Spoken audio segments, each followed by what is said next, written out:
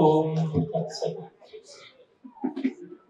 ಯುಂತಃ ಪ್ರವಿಶ್ಯಮಮವಾಚ ನಿಮಾಪಸುಪ್ತಾಂ ಸಂಜೀವಯತ್ಯಖಿಲಶಕ್ತಿಧರಸ್ವಧಾಮ್ನಾ ಅನ್ಯಾಂಶ್ಚಾತ್ತಚರಣಶ್ರವಣತ್ವಗಾದೀನ್ ಪ್ರಾಣಾನ್ ನಮೋ ಭಗವತೆ ಪುರುಷಾಯ ತುಭ್ಯಂ. ಎಲ್ಲರಿಗೂ ನಮಸ್ಕಾರ. ಹರಿಕ ಮಹಾಸಭೆಯ ವತಿಯಿಂದ ಈ ಸಂಸ್ಕಾರ ಮಹೋತ್ಸವ ನಡೀತಾ ಇರೋದು ತುಂಬಾ ಸಂತೋಷದ ಸಂಗತಿ. ಅದರ ಹೆಸರೇ ತುಂಬಾ ಅರ್ಥಪೂರ್ಣವಾಗಿ ಬಹು ಸ್ವಾರಸ್ಯಗ್ರಾಸಿಯಾಗಿದೆ. ವ್ಯಕ್ತಿಗತವಾಗಿ ನಾನು ತುಂಬಾ ಪ್ರೀತಿಯಿಂದ ಗುರುತಿಸಿಕೊಂಡಿರ್ತಕ್ಕಂಥ ನಮ್ಮ ನಾಡಿನ ಸಮುದಾಯಗಳ ಪೈಕಿ ಹವ್ಯಕ ಸಮುದಾಯ ತುಂಬಾ ವಿಶಿಷ್ಟವಾದದ್ದು. ಅದನ್ನು ತಾವೆಲ್ಲ ಬಲ್ಲಿದೆ. ಇಲ್ಲಿವರೆಗೆ ನನಗೆ ಎಷ್ಟೋ ಜನ ನಾನು ಹವ್ಯಕ ಸಮುದಾಯಕ್ಕೆ ಸೇರಿದವರು ಅಂತ ಭಾವಿಸಿದ್ದಾರೆ. ಅದು ತಪ್ಪಲ್ಲ ಅಂತ ನಾನು ಭಾವಿಸಿದ್ದೇನೆ. ಹಾಗಾಗಿ ಇಲ್ಲಿಯ ಯಾವುದೇ ಕಾರ್ಯಕ್ರಮಗಳಿಗೆ ಬರುವುದು ನನಗೆ ತುಂಬಾ ಸಂತೋಷದ ಸಂಗತಿ.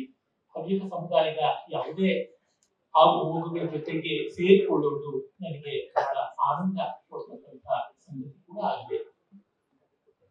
ಅವರಿಗೆ ಈಗ ಈ ಸಂಸ್ಕಾರದ ಬಗೆಗೆ ಒಂದು ಜಾಗೃತಿಯನ್ನ ಮೂಡಿಸಿಕೊಳ್ಳಬೇಕು ಅನ್ನುವ ಭಾವ ಬಂದಿರುವುದು ತುಂಬಾ ದೊಡ್ಡ ವಿಷಯ. ಮತ್ತೆ ನಮ್ಮ ರಾಜ್ಯವನ್ನ ಗಮನದಲ್ಲಿಟ್ಟುಕೊಂಡು ನೋಡಿದ್ರೆ ಅನೇಕ ಸಮುದಾಯಗಳಿವೆ. ಇಲ್ಲಿ ಈ ಸಂಸ್ಕೃತಿಯನ್ನ ಕುರಿತಾಗಿ, ರಾಷ್ಟ್ರಭಕ್ತಿಯನ್ನ ಕುರಿತಾಗಿ, ಸನಾತನ ಧರ್ಮದ ಮಹತ್ವವನ್ನ ಕುರಿತು ಮತ್ತು ಅದರ ಜೀವನಾಡಿಯಾದ ಸಂಸ್ಕೃತ ಸದಾಚಾರವನ್ನ ಕುರಿತು ಹವ್ಯಕ ಸಮುದಾಯಕ್ಕೆ ಇರುವಷ್ಟು ಪ್ರಜ್ಞೆ, ಬಾಧ್ಯತೆ, ತೊಡಗಿಸಿಕೊಳ್ಳುವಿಕೆ ಇನ್ನ ಎಷ್ಟೋ ಸಮುದಾಯಗಳಿಗೆ ಕಡಿಮೆ ಅಂತಂದ್ರೆ ಮಿಕ್ಕವ್ರನ್ನ ದೂರದಂತೆ ಅಲ್ಲ, ಹವ್ಯಕರನ್ನ ಹೊಗಳಿದಂತೆ ಅಲ್ಲ, ವಸ್ತುಸ್ಥಿತಿಯನ್ನು ಹೇಳಿದಂತೆ ಅಂತ ಕೂಡ ನಾನು ಭಾವಿಸಿದ್ದೀನಿ. ಆದ್ರೆ ಕಾಲ ಪ್ರಭಾವ ಯಾರ ಮೇಲೂ ಆಗುವಂತದ್ದೇ ಹೌದು.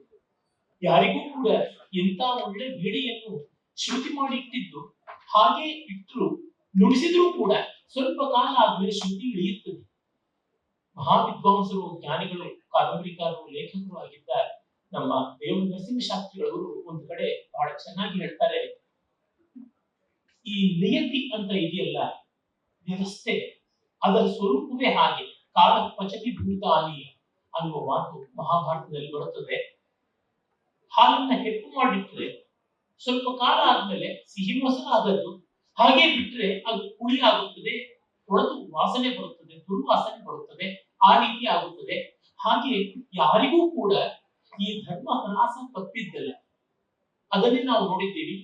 ಐತರೆಯ ಬ್ರಾಹ್ಮಣದಲ್ಲಿಯೇ ಅಂದ್ರೆ ಋಗ್ವೇದದ ಭಾಗದಲ್ಲಿಯೇ ಬರುತ್ತದೆ, ಕಲಿಶಯಾನೋ ಭವತಿ ಅಂತ. ಕಲಿಯುಗ ಅಂದ್ರೆ ಮೈ ಮರೆತು ನಿದ್ರೆ ಮಾಡ್ತಕ್ಕಂಥದ್ದೇ. ಇನ್ನು ಯಾವುದು ಕೃತಯುಗ?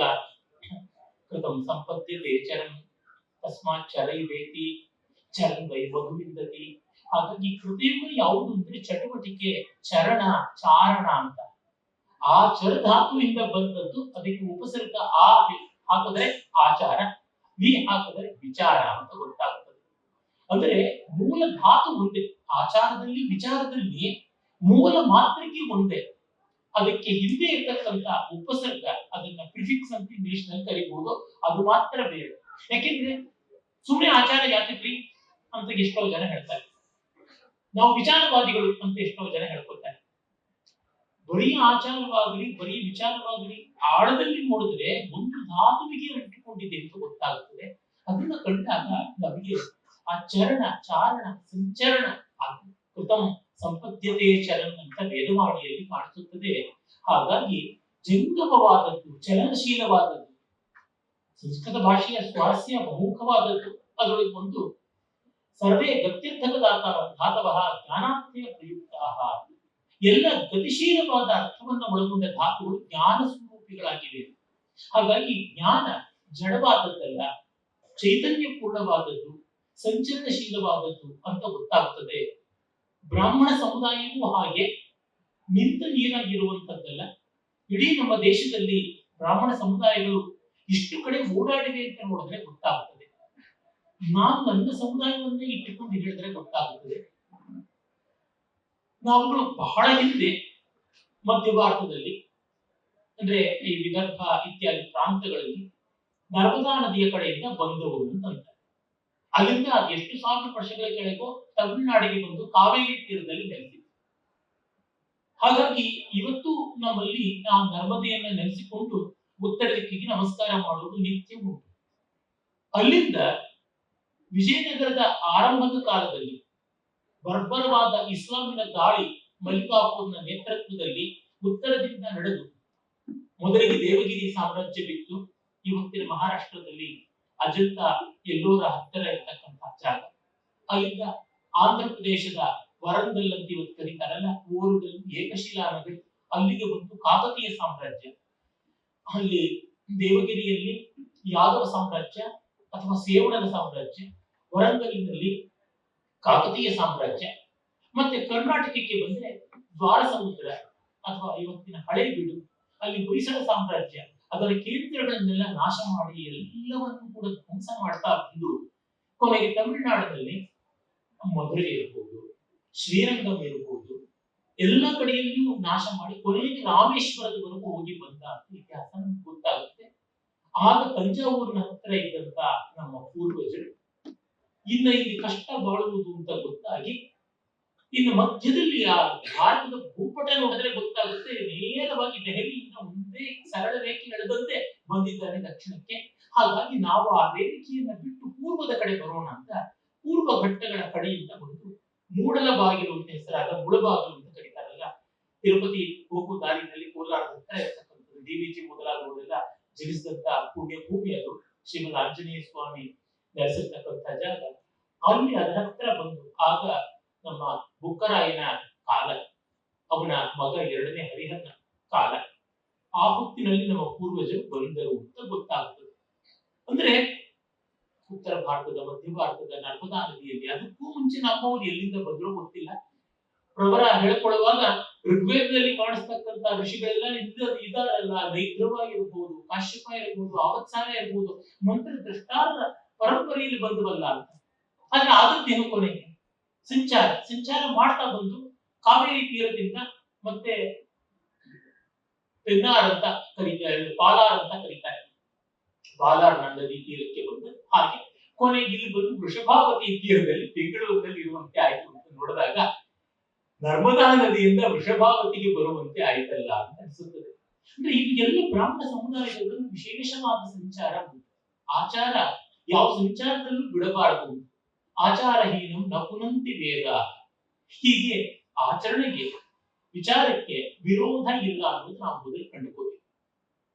ನೋಡಿ, ನಮ್ಮಲ್ಲಿ ಇಷ್ಟ ಋಷಿಗಳು ಸಂಚಾರ ಮಾಡ್ತಾ ಇದ್ರು, ಅವ್ರ ವಿಚಾರಕ್ಕೆ ಒಂದು ಸ್ವಲ್ಪವೂ ಕೂಡ ಕೊರತೆ ಮಾಡ್ಕೊಳ್ಳಿಲ್ಲ. ಶಂಕರ ಭಗವತ್ಪಾದರಿಗಿಂತ ದೊಡ್ಡ ಸಂಚರಣಶೀಲರು ಬೇಕಾ? ಕಮ್ಯುನಿಸ್ಟ್ ಅಲ್ಲಿ ಅಗ್ರಗಣ್ಯರು ಅಂತ ಹೆಸರಾದವರು, ಇಡೀ ಕಮ್ಯುನಿಸಂ ಪರಂಪರೆಯಲ್ಲಿ ಮಹಾ ಸಂಸ್ಕೃತ ವಿದ್ವಾಂಸ ಅಂತ ಕೂಡ ಹೆಸರಾದವರು ರಾಹುಲ್ ಸಾಂಕೃತ್ಯಾಗಿ ಮಹಾಪಂಡಿತ ತ್ರಿಪುಟಕಾಚಾರ್ಯ ಅಂತ ಅವರಿಗೆ ಬೆಳೆದಿತ್ತು. ಕಾಶಿ ವಿದ್ವಾಂಸರೆಲ್ಲ ಮಹಾಪಂಡಿತ ಅಂತ ಬರೆದುಕೊಟ್ಟಿದ್ರು, ಶ್ರೀಲಂಕೆಯ ಬೌದ್ಧರೆಲ್ಲ ತ್ರಿಪುಟಕಾಚಾರ್ಯ ಅಂತ ಬರೆದುಕೊಟ್ಟಿದ್ರು. ಅವರು ನ್ಯಾಯಶಾಸ್ತ್ರವನ್ನು ವಿಶೇಷವಾಗಿ ಅಭ್ಯಾಸ ಮಾಡಿ ಪ್ರೌಢವಾದ ಬೌದ್ಧ ನ್ಯಾಯ ಗ್ರಂಥಗಳನ್ನು ಸಂಸ್ಕೃತದಲ್ಲೇ ಬರೆದಿದ್ದಾರೆ, ಸಂಪಾದನೆ ಕೂಡ ಮಾಡಿದ್ದಾರೆ. ಅಂತವರು ಕಟ್ಟರ್ ಕಮ್ಯುನಿಸ್ಟ್ ಆಗಿದ್ದವರು. ಅವರು ಗುಮಕ್ಕಡ ಶಾಸ್ತ್ರ ಅಂತ ಹಿಂದಿನಲ್ಲಿ ಒಂದು ಪುಸ್ತಕ ಬರೆದಿದ್ದಾರೆ, ಸಂಚಾರಕ್ಕೆ ಸಂಬಂಧಪಟ್ಟದ್ದು. ಅಲ್ಲಿ ಅವರು ಹೇಳ್ತಾರೆ, ನನಗೆ ತುಂಬಾ ಇಷ್ಟ ಸಂಚಾರ. ಶಂಕರಾಚಾರ್ಯರು ನಮ್ಮ ದೇಶದ ಅತ್ಯಂತ ವಿಶೇಷವಾದ ಸಂಚಾರ ಮಾಡಿದಂಥವರಲ್ಲಿ ಒಬ್ಬರು ಅಂತ ಹೇಳ್ತಾರೆ. ಅದು ಕಾಳಿದಾಸ ಇರ್ಬೋದು, ಶಂಕರ ಭಗವತ್ಪಾದರು ಇರ್ಬೋದು, ಈಗ ಎಷ್ಟು ಜನ ನೋಡ್ತೀವಿ. ಹಾಗಾಗಿ ಈ ಚಾರಣ ಮತ್ತೆ ನೋಡಿ, ಚರಣ ಅಂತ ಅನ್ನುವಾಗ ಪಾದಕ್ಕೆ ಸಂಬಂಧಪಟ್ಟಿದ್ದಾರೆ.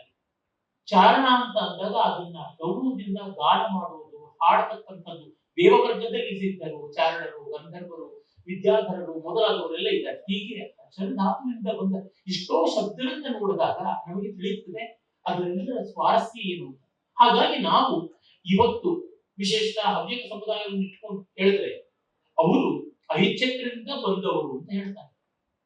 ನಮ್ಮ ದಕ್ಷಿಣ ಭಾರತದ ಎಷ್ಟೋ ಬ್ರಾಹ್ಮಣ ಪಂಗಡಗಳೆಲ್ಲ ಆ ಕಾಲದಲ್ಲಿ ಇಲ್ಲಿಗೆ ಬಂದಿದ್ದು ಅಂತ ಕೂಡ ಗೊತ್ತಾಗುತ್ತದೆ.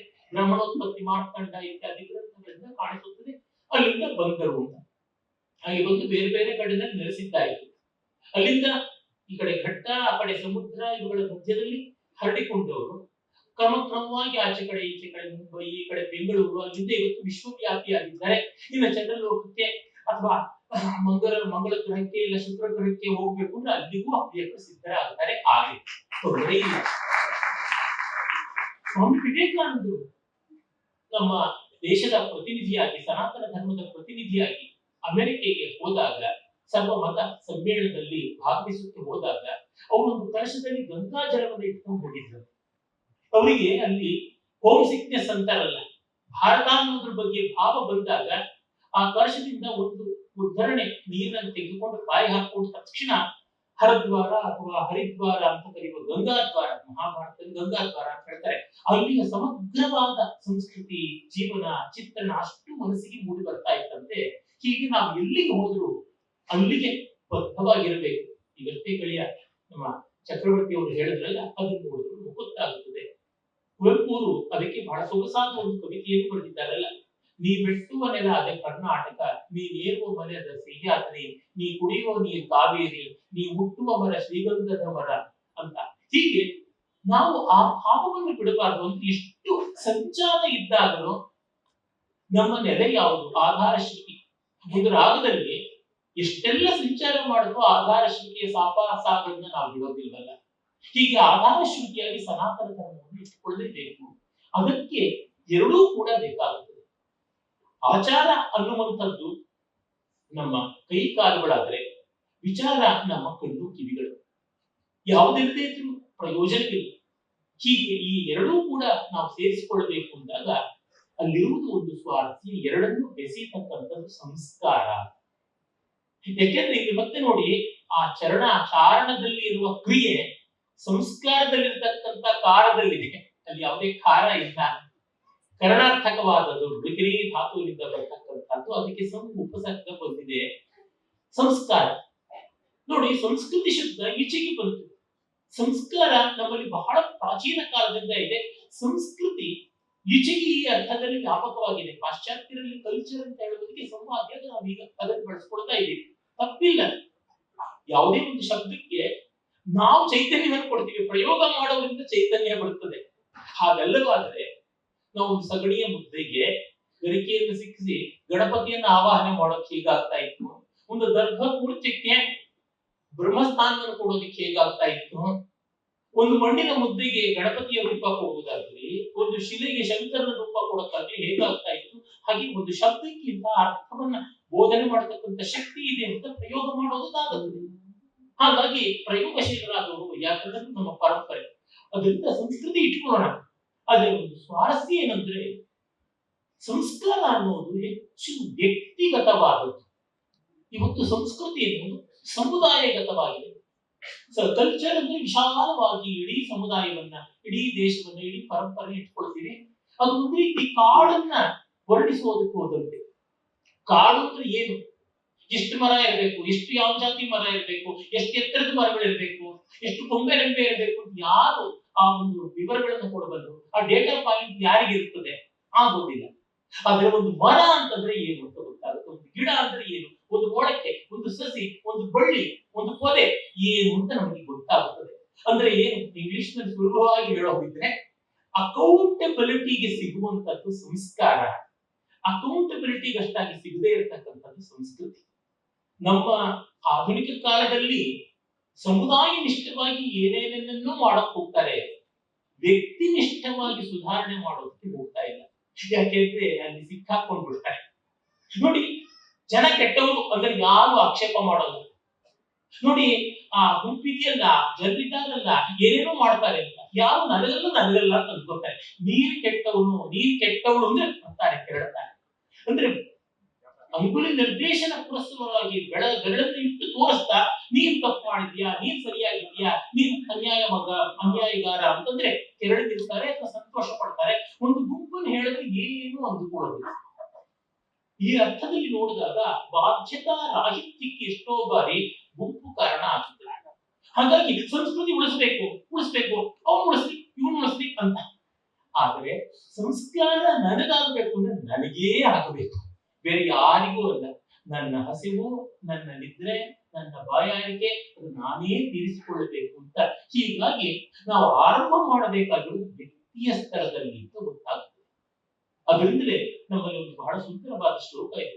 ದುರ್ಜನ ಸಜ್ಜನ ಭೂಯ ಸಜ್ಜನ ಶಾಂತಿ ಮಾಪ್ನುಯ ಶಾಂತೋ ಮುಖೇತ ಬಂದೇಭ್ಯ ಮುಕ್ತಸ್ತ್ವನ್ಯಾನ್ ವಿಮೋಚಯೇ.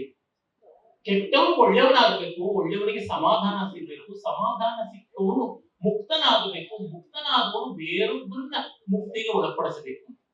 ಆ ಸೋಪಾನ ಕ್ರಮ ಬಹಳ ಸೊಗಸಾಗಿದೆ.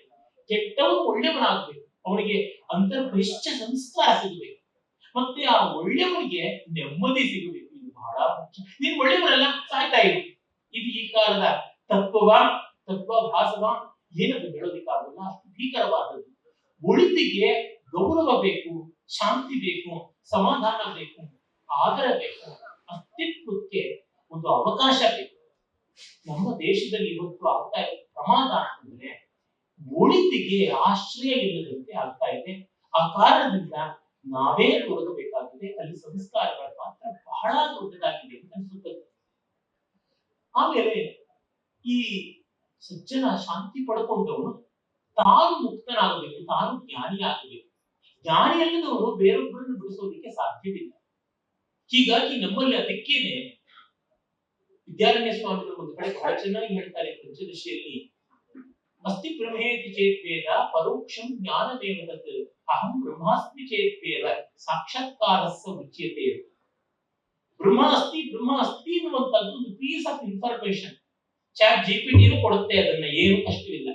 ಆದ್ರೆ ಅಹಂ ಬ್ರಹ್ಮಾಸ್ಮಿ ಎನ್ನುವುದು ಒಂದು ಭಾವ, ಒಂದು ಅರಿವು, ಒಂದು ಅಸ್ತಿತ್ವ, ಒಂದು ಪ್ರಜ್ಞೆ, ಅದು ಸಾಕ್ಷಾತ್ಕಾರ, ಅಪರೋಕ್ಷ ಜ್ಞಾನ ಅಂತ ಕರೀತಾರೆ.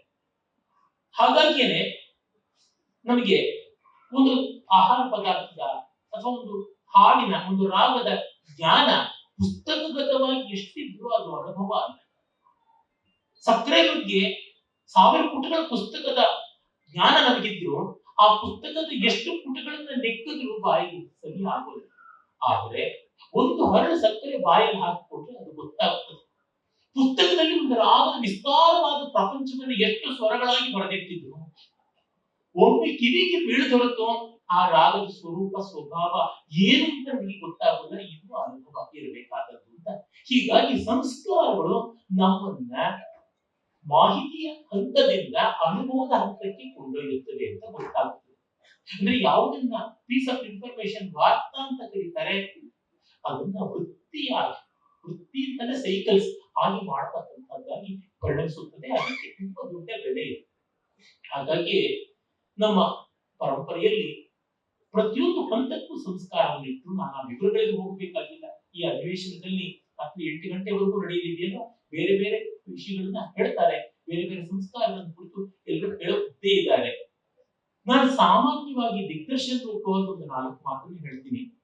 ಅದಂದ್ರೆ, ನಾವು ನಮ್ಮ ಅಸ್ತಿತ್ವದ ಬಗೆಗೆ ಕೀಳರಿಮೆಯನ್ನು ಪಟ್ಟುಕೊಳ್ಳಬೇಕಾಗಿಲ್ಲ, ದಾಕ್ಷಿಣ್ಯ ಪಟ್ಟುಕೊಳ್ಬೇಕಾಗಿಲ್ಲ, ಮುಜುಗರ ಪಟ್ಟುಕೊಳ್ಬೇಕಾಗಿಲ್ಲ.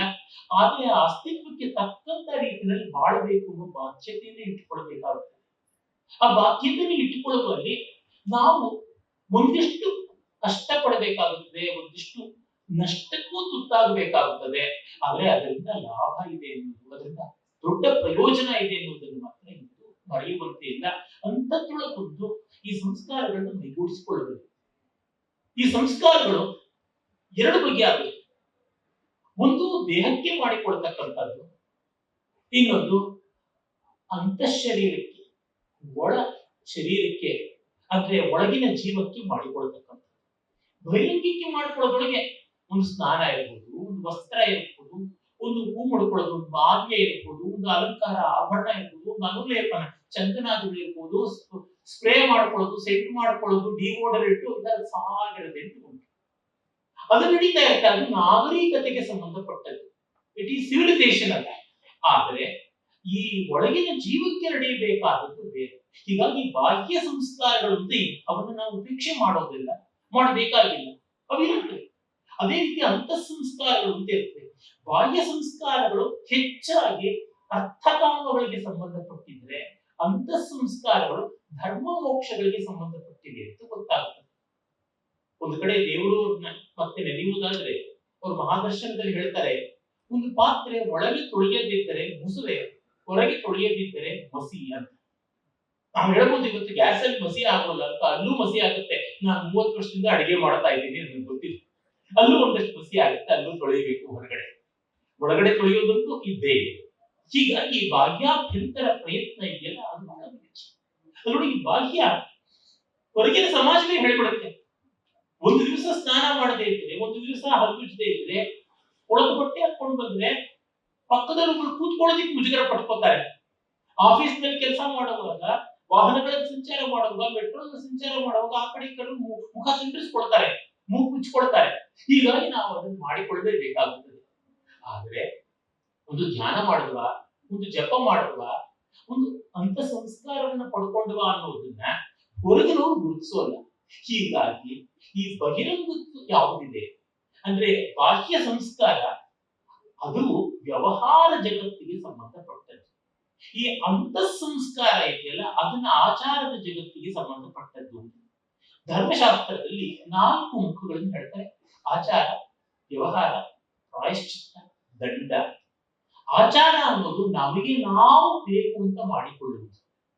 ಹೊರಗಿನವರು ಯಾರು ಅದಕ್ಕೆ ದೊಡ್ಡ ರೀತಿಯಲ್ಲಿ ಪ್ರಶ್ನೆ ಮಾಡೋಕ್ಕಾಗಲ್ಲ. ಅಲ್ಲಿ ತಪ್ಪಿದ್ರೆ ಪ್ರಾಯಶ್ಚಿತ್ತ.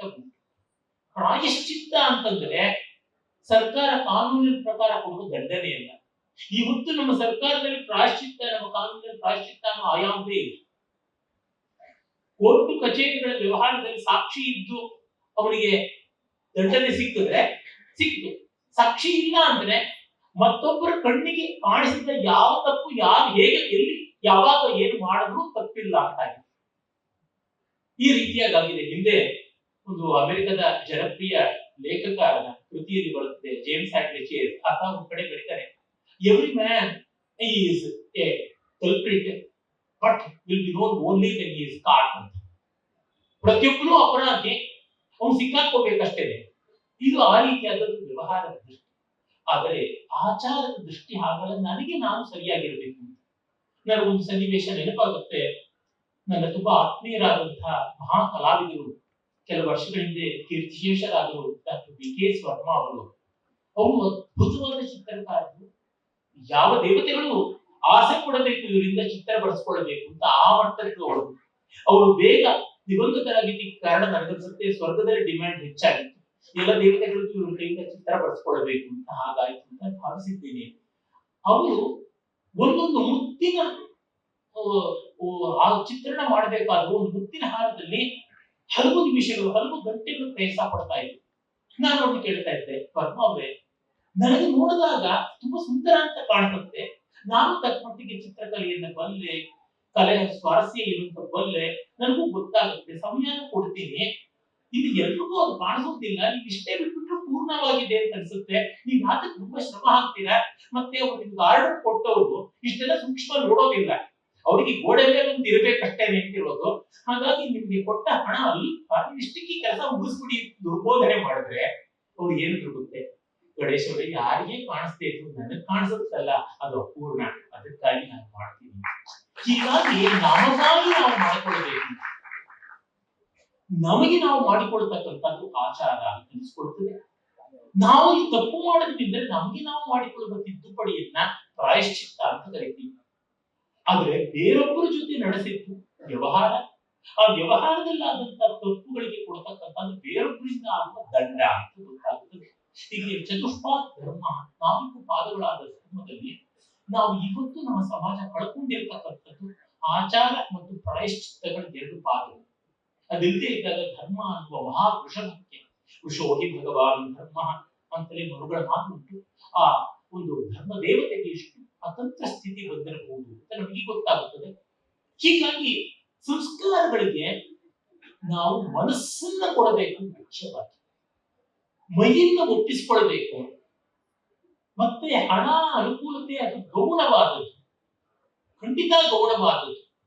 ನಿಮಗೆ ನೋಡಿ, ಆಚಾರ ಬಿಟ್ಟು ವ್ಯವಹಾರದಲ್ಲಿ ಒಂದು ಬಟ್ಟೆ ಅಂಗಡಿಗೆ ಹೋದ್ರೆ, ಒಂದು ಹೋಟೆಲ್ಗೆ ಹೋದ್ರೆ, ಮದುವೆಗೆ ಸೀರೆ ಬೇಕು ಅಂತಂದ್ರೆ 15-20 ಲಕ್ಷಗಳಿಂದ ಮೊದಲುಗೊಂಡು 15-20 ಸಾವಿರದವರೆಗೆ ಎಷ್ಟೆಲ್ಲಾ ರೀತಿಯಾಗಿ ಸೀರೆ ಉಂಟು.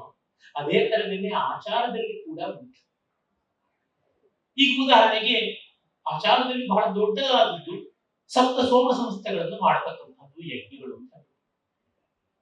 ಅದು ಅಗ್ನಿಹೋತ್ರದಿಂದ ಮೊದಲುಗೊಂಡು ಅತಿರಾತ್ರ ಅಕ್ಟೋರಿಯಾವದವರೆಗೆ ಉಂಟು. ನನ್ನಂತವನು ಏನ್ ಮಾಡೋದಿಕ್ ಸಾಧ್ಯ?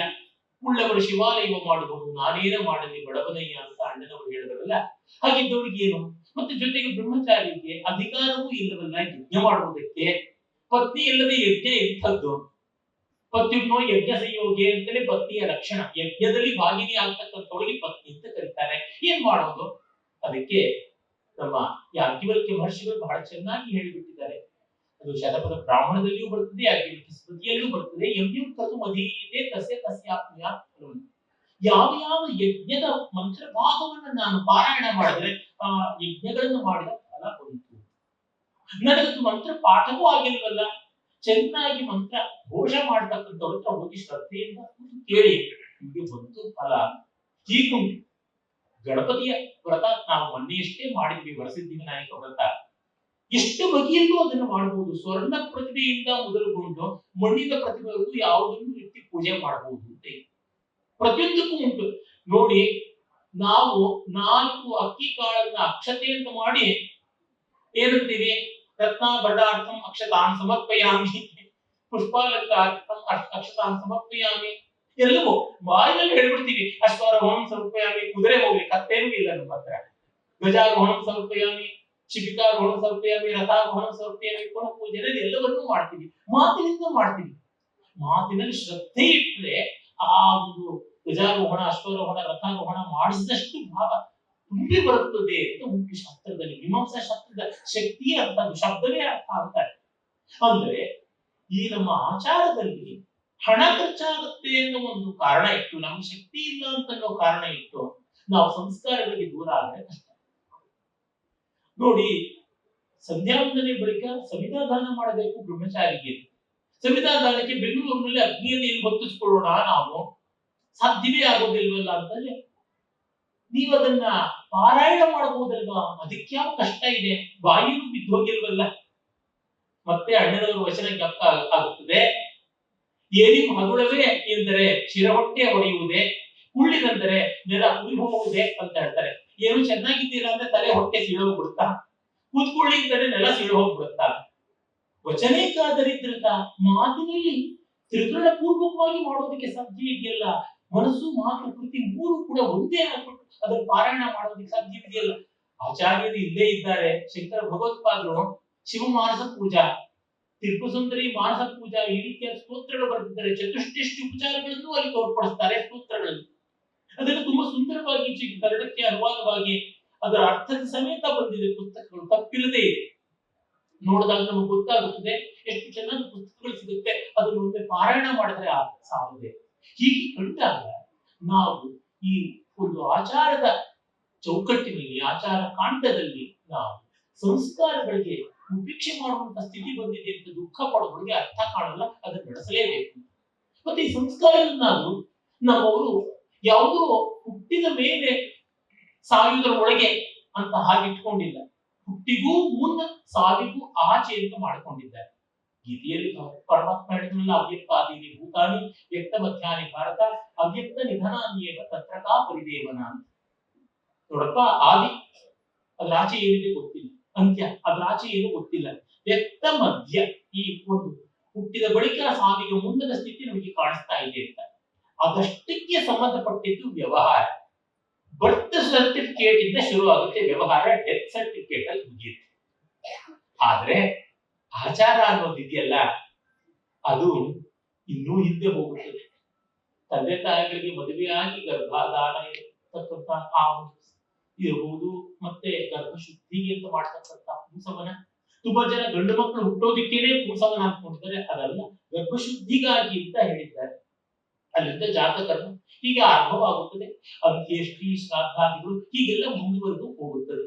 ಅಂದ್ರೆ ನಮ್ಮ ಋಷಿಗಳ ದೃಷ್ಟಿ ಹುಟ್ಟು ಸಾವುಗಳ ನಡುವಿನ ವ್ಯವಹಾರಕ್ಕಷ್ಟೇ ಅಲ್ಲದೆ ಅದರ ಆಚಿನ ಜಗತ್ತಿಗೂ ಸಂಬಂಧಪಟ್ಟಿದೆ ಅಂತ. ಅಂದ್ರೆ ಎಷ್ಟು ಗಾಢವಾದ ಸಂವೇದನೆ ಇತ್ತು ಅಂತ ಗೊತ್ತಾಗುತ್ತದೆ. ಕೆಲವು ಒಳ್ಳೆ ಗಾಯಕರು ಷಡ್ಜ ಹಚ್ಚಿದ್ರೆ ಸಾಕು ರಾಗ ಯಾವುದು ಅಂತ ಗೊತ್ತಾಗುತ್ತೆ ಅಂತ. ಅದೇ ರೀತಿಯಲ್ಲಿ ಒಬ್ಬ ವ್ಯಕ್ತಿಯನ್ನ ಕಂಡ್ರೆ ಸಾಕು ಅವರಿಗೆ ಶ್ರುತ ಕೇವಲಿ ವಿದ್ಯಾದಿಗಳಿದ್ದವರು ಅಂತ ಜೈನ ಪರಂಪರೆಯಲ್ಲಿ ಬರುತ್ತೆ. ಅವರೆಲ್ಲ ಆ ರೀತಿಯಾದಂತಹ ಬೃಹಸ್ಪತಿ ವಿದ್ಯೆಗಳಿಂದ ಕೂಡದಂತವರು ಭೂತ ವರ್ತಮಾನಗಳನ್ನೆಲ್ಲ ಹೇಳ್ತಾರೆ ಅಂತಂದ್ರೆ ಜನ್ಮದ ಆಚೆಗೆ, ಹುಟ್ಟಿನ ಆಚೆಗೆ, ಸಾವಿನ ಆಚೆಗೆ ಇರ್ತಕ್ಕಂಥದ್ದು ಅದಷ್ಟನ್ನು ಒಳಗೊಳ್ಳುವಂತೆ ನಾವು ಬದುಕಬೇಕು. ಅಂದ್ರೆ ನಾವು ಕೇವಲ ಸ್ಥೂಲದ ಐಡೆಂಟಿಟಿ ಅಲ್ಲ, ಸ್ಥೂಲದ ಅಸ್ಮಿತೆ ಅಲ್ಲ, ಸೂಕ್ಷ್ಮದ ಅಸ್ಮಿತೆ.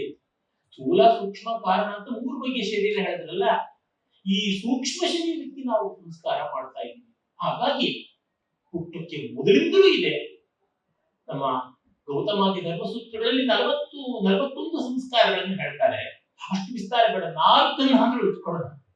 ಹುಟ್ಟಿದಾಗ ಮಾಡತಕ್ಕಂತ ಒಂದು ಸಂಸ್ಕಾರ, ಮತ್ತೆ ಒಂದು ಗುರುಬಸದ ಗುರುವಿನ ಹತ್ತಿರ ಹೋಗಿ ದೀಕ್ಷೆ ತಗೊಳ್ಳೋದು, ಒಂದು ಧರ್ಮಕ್ಕೆ ಬದ್ಧನಾಗುವ ಒಂದು ಸಂಸ್ಕಾರ, ಮತ್ತೆ ಬದುಕಿಗೆ ಮತ್ತೊಬ್ಬ ವ್ಯಕ್ತಿಯನ್ನ ಸೇರಿಸಿಕೊಂಡು ಮಾಡಿಕೊಳ್ತಕ್ಕಂಥ ಕೌಟುಂಬಿಕ ವ್ಯವಸ್ಥೆಯ ಅಸ್ಥಿಭಾರ ಅಧಿಷ್ಠಾನವಾದ ಒಂದು ಸಂಸ್ಕಾರ, ಆಮೇಲೆ ದೇಹಾಂತದ ಒಂದು ಸಂಸ್ಕಾರ. ಈ 4ಕ್ಕೂ ನಾವು ಎರವಾದರೆ ಗತಿ ಏನು? ಹುಟ್ಟಿದ ತಕ್ಷಣ ಆ ಹುಟ್ಟು ಒಂದು ಸ್ವಾಗತಾರ್ಹವಾದದ್ದು ಅಂತ ಶುರುವಾಗುತ್ತೆ. ಎಷ್ಟು ಪಾಸಿಟಿವ್ ಆದದ್ದು ನೋಡು. ಯಾಕೆ ಹುಟ್ಟಿದ್ರು ಅಂತಲ್ಲದೆ ನಿನ್ನ ಹುಟ್ಟು ಜಗತ್ತಿಗೆ ಬೇಕಿತ್ತು ಅಂತ ಮಾಡೋ ಸಂಸ್ಕಾರ ಎಷ್ಟು ಆನಂದಕಾರಿ ಆದದ್ದು. ಈಗ ನಮ್ಮಲ್ಲಿ ಸಮಾವರ್ತನ ಅಂತ ಮಾಡ್ತಾರೆ. ಮದುವೆಗೆ ಮುಂದೆ ಈಗ ಮಾಡುವಂತದ್ದು ರೂಢಿಯಲ್ಲಿ ಇಟ್ಕೊಂಡಿದ್ದಾರೆ. ಹಿಂದೆ ವೇದಾಭ್ಯಾಸದ ನಂತರ ಅಂತಿತ್ತು. ಒಂದು ರೀತಿ ಕಾನ್ವೆಂಟೇಷನ್ ಅಂತ ಕರಿಬಹುದು. ಸ್ನಾತಕನಾಗಿ ಮಾಡತಕ್ಕಂಥ ಸಮಾವರ್ತನ. ಆ ಸಮಾವರ್ತನದಲ್ಲಿ ಒಬ್ಬ ಫ್ರೆಶ್ ಗ್ರಾಜುಯೇಟ್ ಆಗಿ ಬರ್ತಾನೆ. ಅವನಿಗೆ ಸಮಾಜ ಎಷ್ಟು ಗೌರವ ಕೊಡ್ತಾ ಇತ್ತು ಅಂತ ಬರ್ತದೆ. ಅಂದ್ರೆ ನೀನೊಬ್ಬ ವಿದ್ಯಾವಂತ ಸಮಾಜಕ್ಕೆ ಬೇಕು ಅಂತ ಸಮಾಜ ಪ್ರತಿಸ್ಪಂದನ ಮಾಡುವಂತದ್ದಾಗಿದೆ. ಹಾಗಾಗಿ ಸ್ನಾತಕನಿಗೆ ಕೊಡದೇ ಇರತಕ್ಕಂಥ ದಾನವೇ ಇಲ್ಲ. ಕನ್ಯಾದಾನದಿಂದ ಮೊದಲುಗೊಂಡು ಸುವರ್ಣದಾನದವರೆಗೆ ಭೂದಾನದವರೆಗೆ ಎಲ್ಲ ಮಾಡಬೇಕು. ಅಂದ್ರೆ ಆ ಗ್ರಾಜುಯೇಟ್ ಆದವರಿಗೆ, ಒಬ್ಬ ವಿದ್ಯಾವಂತನಾದವರಿಗೆ ಇಷ್ಟು ಸಮಾಜದ ಬಗ್ಗೆ ಋಣಭಾವ ಬರುತ್ತದೆ, ಪ್ರೀತಿ ಬರುತ್ತದೆ. ನನ್ನ ಅಸ್ತಿತ್ವ ಇವರಿಗೆ ಬೇಕಿದೆ, ನನ್ನ ವಿದ್ಯೆ ಬೇಕಿದೆ, ಹಾಗಾಗಿ ನನ್ನ ವಿದ್ಯೆಯನ್ನು ಇವರ ಹಿತಕ್ಕೆ ತೊಡಗಿಸ್ತೀನಿ ಎಂಬ ದೃಷ್ಟಿ ಇರ್ತಲ್ಲ. ಇದು ಬಹಳ ಸ್ವಾರಸ್ಯಕಾರಿ. ಹಾಗೆ ಇಬ್ಬರು ಮದುವೆ ಆದರೆ ನಮಗೇನಂತೆ ಅಂತಲ್ಲದೆ ಇಡೀ ಸಮುದಾಯ ಒಂದು ಸೇರಿಕೊಳ್ಳುವಂತದ್ದು ಒಂದು ದೊಡ್ಡ ಭಾವ ಇದೆ. ಅಂದ್ರೆ ಇಬ್ಬರ ಸೇರುವಿಕೆ ಒಂದು ಸಮುದಾಯಕ್ಕೆ ಸಂಭ್ರಮದ ದಿನ ಅಂತಂದ್ರೆ ಅದರೊಳಗೆ ತನ್ನಂತೆ ಒಂದು ಮಹತ್ವ ಇದೆ. ಯಾಕೆ? ಮುಂದಿನ ತಲೆಮಾರು ನಡೆಸಬೇಕಾದದ್ದು. ನಮಗೆ ಗೊತ್ತಿದೆ ಅಮೆರಿಕ ನಮ್ಮ ಮೇಲೆ ಏನೇನೆಲ್ಲ ಹೇರ್ತಾ ಇದೆ ಅಂತ ನಮಗೆ ಗೊತ್ತಿದೆ. ಇದು ಒಂದು ರೀತಿಯಾದ ಕರಭಾರ ಅದನ್ನು ಮಾಡ್ತಾ ಇದೆ. ಅದನ್ನು ಎದುರಿಸಿ ನಿಲ್ಲೋದಿಕ್ಕೆ ನಮಗೆ ಇವತ್ತು ಪ್ರಯೋಜನಕ್ಕೆ ಬಂದಿದ್ದು ಎಲ್ಲದಕ್ಕಿಂತ ಮುಖ್ಯವಾದದ್ದು ನಮ್ಮ ಜನಸಂಖ್ಯೆ. ಒಂದು ಕಾಲದಲ್ಲಿ ಜನಸಂಖ್ಯೆ ಭಾರ ಅಂತ ಇದ್ರು. ಇವತ್ತು ಜನಸಂಖ್ಯೆಯೇ ಒಂದು ವರವಾಗಿ, ಶಾಪ ಇದ್ದದ್ದು ವರವಾಯಿತು. ನಮಗೆ ಜಗತ್ತಲ್ಲಿ ಎಲ್ಲರಿಗಿಂತ ಹೆಚ್ಚಿನ ಮಾರ್ಕೆಟ್ ನಮ್ಮ ದೇಶದಲ್ಲೇ ಇರೋದು.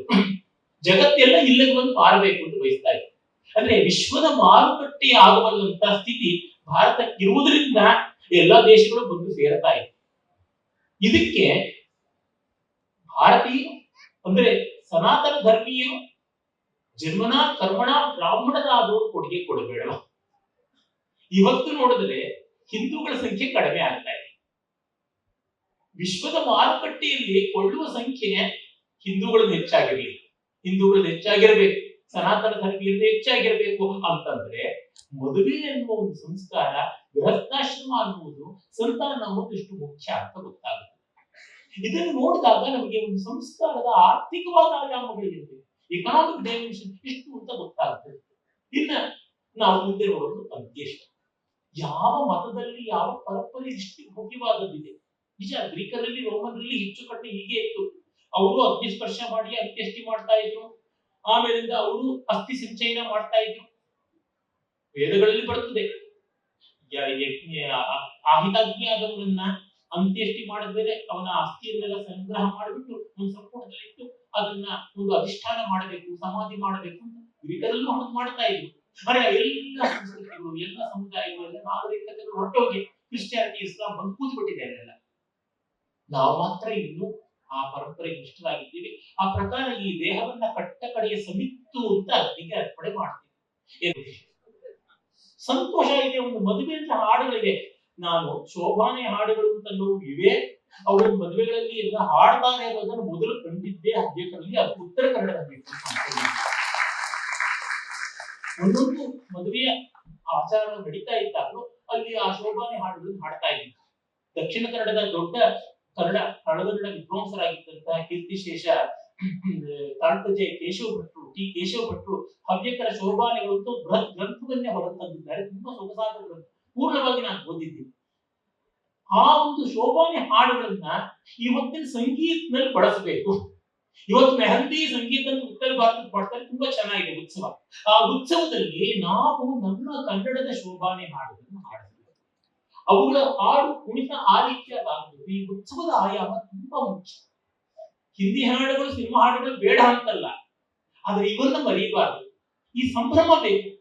ನನಗೆ ಸಾಮವೇದ ಕಲಿಸಿಕೊಟ್ಟಂತ ಗುರುಗಳು ಶೇಷಣ್ಣ ಶ್ರೋತಿಗಳು, ನಾನು ವಿವಾಹ ಸರಳವಾಗಿರ್ಬೇಕು, ಉಪನಯನ ಸರಳವಾಗಿರ್ಬೇಕು, ಸಂಸ್ಕಾರ ಸರಳವಾಗಿರ್ಬೇಕು ಅಂತ ತುಂಬಾ ಹಠ ಹಿಡಿದು ಮಾಡ್ತಾ ಇದ್ದಾಗ ಪ್ರತಿಪಾದನೆ, ಹೌದು ಗಣೇಶ್ ಅವರೇ, ಆದ್ರೆ 4 ಜನ ಹೆಣ್ಣು ಮಕ್ಕಳು ಒಳ್ಳೆ ಬಣ್ಣದ ಸೀರೆ ಉಟ್ಕೊಂಡು ಗಮಲ ಹೂವು ಮುಡ್ಕೊಂಡು ಸಂಭ್ರಮದಿಂದ ಅಲ್ಲಿ ಇಲ್ಲಿ ಓಡಾಡಿದ್ರೆ ಒಂದು ಶೋಭೆ ಸಂಸ್ಕಾರಗಳಿಗೆ. ಅದನ್ನ ಆಪಸ್ತವರು, ನಿಮ್ಮ ಆಪಸ್ತವರು, ನಮ್ಮ ದ್ರಾಯಾಯಣರು ಏನು ಹೇಳಿಲ್ಲಪ್ಪ ಸೂತ್ರಗಳಲ್ಲಿ.